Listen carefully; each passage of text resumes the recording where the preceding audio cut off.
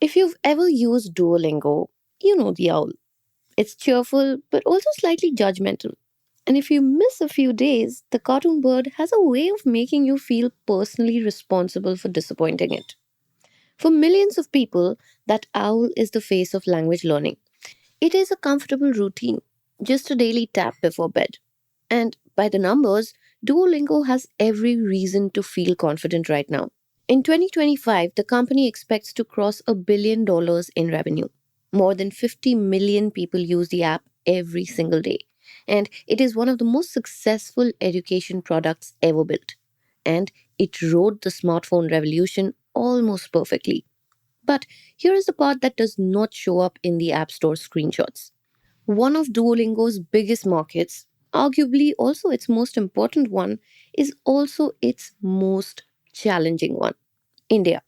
Millions of Indians use Duolingo every day. It is the company's fifth largest user base, and the scale is just enormous. But the number of people who actually pay is quite tiny. So you have this strange situation. Duolingo is everywhere in India, but it is not really winning here. Not yet. And at the same time, the ground beneath language learning itself is starting to shift. AI tools that were never designed to teach languages are suddenly doing it very well. Local Indian startups are quietly building alternatives that care less about learning streaks and more about outcomes: jobs, exams, immigration, and overall confidence. And translation itself is becoming instant and built into the devices that we carry, which raises an interesting question. If machines can translate for us and now even teach us, what exactly is a language learning app selling anymore? And in a market like India, where language is tied to opportunity, not just travel, can Duolingo adapt fast enough to stay relevant? Welcome to Daybreak, a business podcast from the Ken. I'm your host Nigda Sharma, and I don't chase the news cycle. Instead, every day of the week, my colleague Rachel Varghese and I will come to you with one business story that is worth understanding and worth your time. Today is Friday, the 26th of December.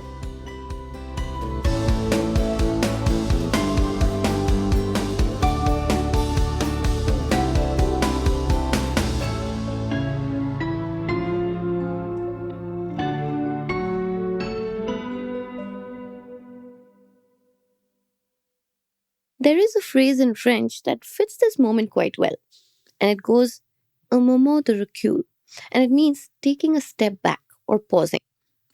Looking at the whole picture instead of just reacting to the immediate noise. Duolingo likes to remind people that it has navigated a platform shift like this before. When mobile phones overtook desktops, Duolingo bet early and hard on apps. While older web first education platforms struggled, Duolingo became the most downloaded education app in the world. And that story is true. But mobile also exposed Duolingo's longest running criticism, that the app was excellent at building habits, but not so good at building actual confidence. People did show up every day and they protected their streaks, but many still hesitated when it came to actually speaking. For example, Soumya's experience captures this perfectly. She's a lawyer in Delhi and Malayalam is her mother tongue. Hindi came later, and during COVID, she decided to turn to Duolingo to polish her Hindi. The app did help. Her vocabulary improved, and she enjoyed the structure, the rewards, and the feeling of progress. But pronunciation lagged behind, and real world confidence didn't quite follow. After 250 consecutive days, she decided to stop using the app. She still gets a small thrill when she understands Hindi dialogue in a Bollywood film, but speaking fluently without hesitation still feels like unfinished work for her. Duolingo knows that this gap exists, and it is now trying to close it. New subscription tiers, a Duolingo score meant to measure more than just streaks, and AI powered features designed to make practice feel closer to real conversation. All of this is happening while the broader logic of language learning is being questioned. In the US, the number of people learning languages has dropped sharply over the past decade. In Australia, fewer than 1 in 10 students studies a foreign language. University departments are shutting down in places like South Korea and New Zealand. There are many reasons for this, but AI powered translation sits uncomfortably close to the top of the list. If translation is instant, accurate, and everywhere, why even put in the effort? Now, India has not fully felt this effect yet, and that is why it matters so much. In India, English is not just a hobby. We know this. It's not just a holiday skill. It functions more like a basic credential, which is like a gateway to education, jobs, immigration, and upward mobility. So, that difference is crucial. And it is why Indian founders saw an opening.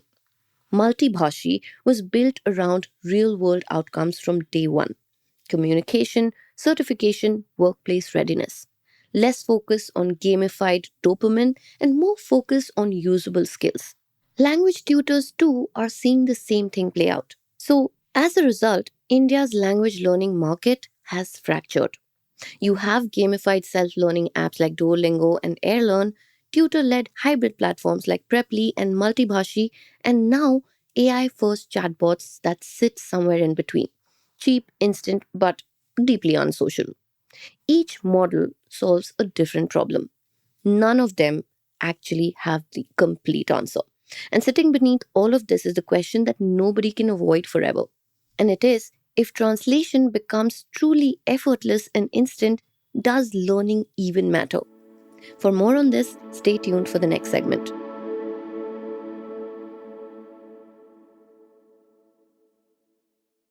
You see, for years, AI's promise was quite simple when it came to languages. You don't need to learn them anymore because you can just translate everything. But this year, that promise quietly changed. Every major AI platform added language learning features: guided lessons, vocabulary drills, pronunciation feedback, and conversation prompts. These were tools that look, feel, and function a lot like paid language apps. For these companies, this expansion is almost frictionless.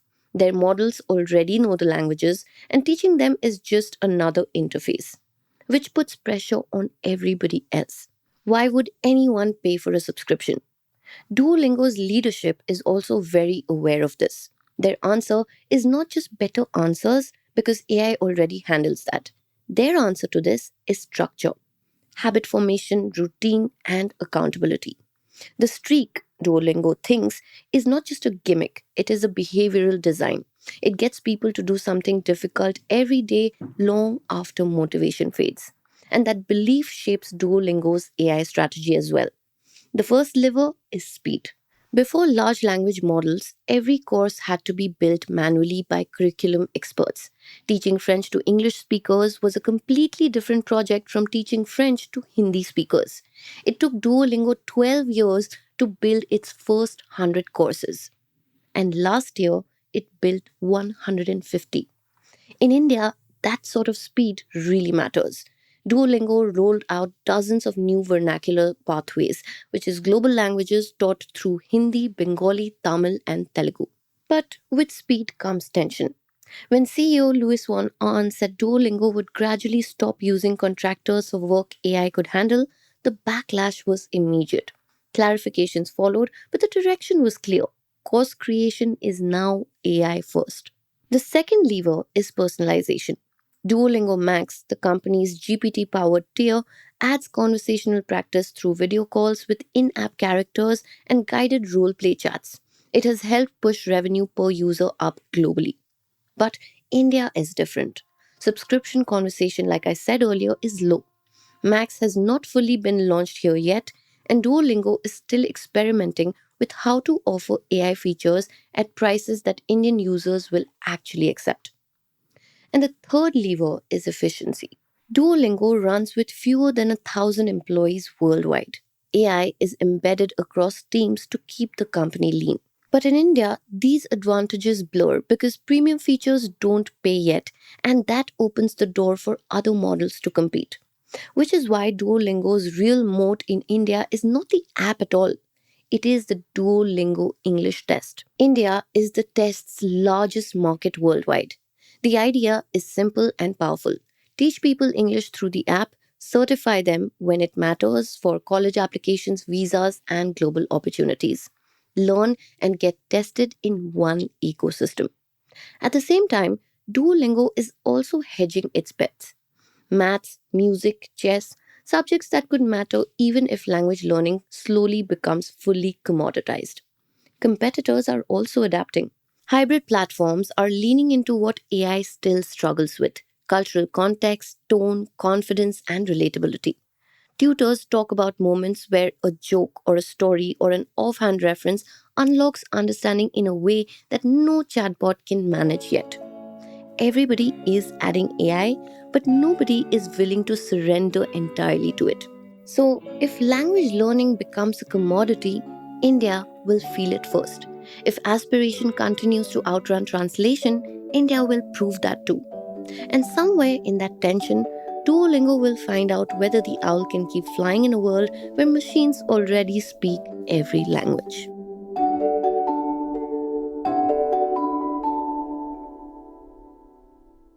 Daybreak is produced from the newsroom of The Ken, India's first subscriber focused business news platform.